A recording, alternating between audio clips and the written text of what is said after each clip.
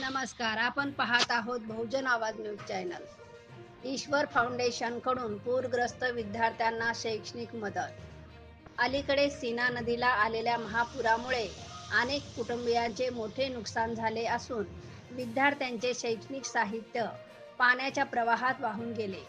विद्यार्थ्यांचे शिक्षण अबाधित राहावे यासाठी ईश्वर बहुउद्देशीय व संशोधन संस्था सोलापूर यांनी पुढाकार घेतला। या उपक्रमाअंतर्गत जिल्हा परिषद शाळा वडकबाळ येथील विद्यार्थ्यांना 100 दप्तर, 500 वह्या, पेन, पाऊच आणि अन्य शैक्षणिक साहित्यांचे वाटप करण्यात आले। या कार्यात ईश्वर फाउंडेशनचे अध्यक्ष माननीय श्री हरी कुरापाटी सर तसेच श्रीकांत भीमनाथ, राहुल कांबळे, सचिन बोल्लू, स्वप्नील चिवडशेट्टी, रत्नशील शिवशरण, जगदीश पट्टीपक्का, उदय वंगारी, उमेश श्रीगिरी आणि विजय दोड्डी यांचे मोलाचे योगदान लाभले।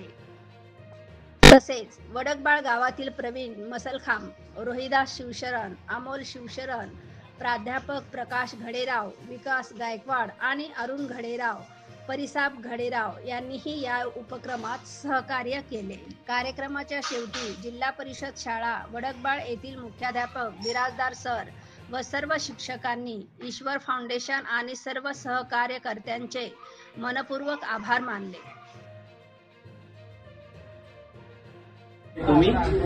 ईश्वर फाउंडेशन ही एक एनजीओ असून ती सोलापुरात कार्य करत आहे। ओके, ती मोस्टली शिक्षणासाठी काम करते आणि हे पूरग्रस्त तर आता म्हणजे हे आल्यामुळे पूरग्रस्तांचं झालं। पूरग्रस्तांना सोडून आम्ही खूप साऱ्या शैक्षणिक गोष्टीसाठी काम करतो, जसं की 9वी 10वीच्या विद्यार्थ्यांना सोलापूर सायन्स सेंटरला आम्ही रेग्युलरली घेऊन होतो। वर्षातनं 2-3 वेळा सोलापुरात वेगवेगळ्या शाळेतल्या 9वीच्या 10वीच्या विद्यार्थ्यांना सोलापूर सायन्स सेंटरला घेऊन जातो। ते झालं। त्याच्यानंतर जे काही टेक्निकल विद्यार्थी आहेत डिप्लोमाचे, इंजिनिअरिंगचे, त्यासाठी कोडिंग कॉम्पिटिशन घेतो, ब्लड डोनेशन कॅम्प घेतो, असे खूप सारे उपक्रम आम्ही करत असतो। आणि हे टेक्निकल विद्यार्थी जे काही 11वी 10वीच्या नंतर जे काही विद्यार्थी आहेत असे दरवर्षी आम्ही 100 ते 150 विद्यार्थ्यांना 5 ते 6 हजार रुपये, प्रत्येकी 5 ते 6 हजार रुपये असे कमीत कमी 1 ते 1.5 लाख रुपये स्कॉलरशिप देतो। असे खूप सारे उपक्रम ईश्वर फाउंडेशनच्या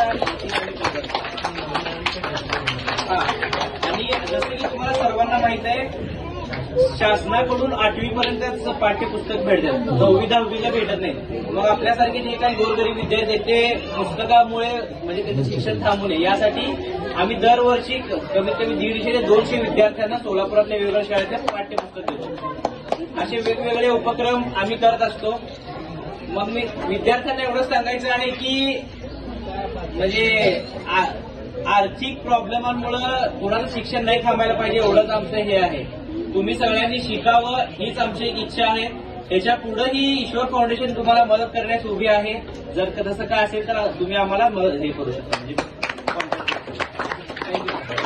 ताज्या घडामोडी जाणून घेण्यासाठी आजच बहुजन आवाज न्यूज चॅनलला लाईक, शेअर आणि सबस्क्राईब करा।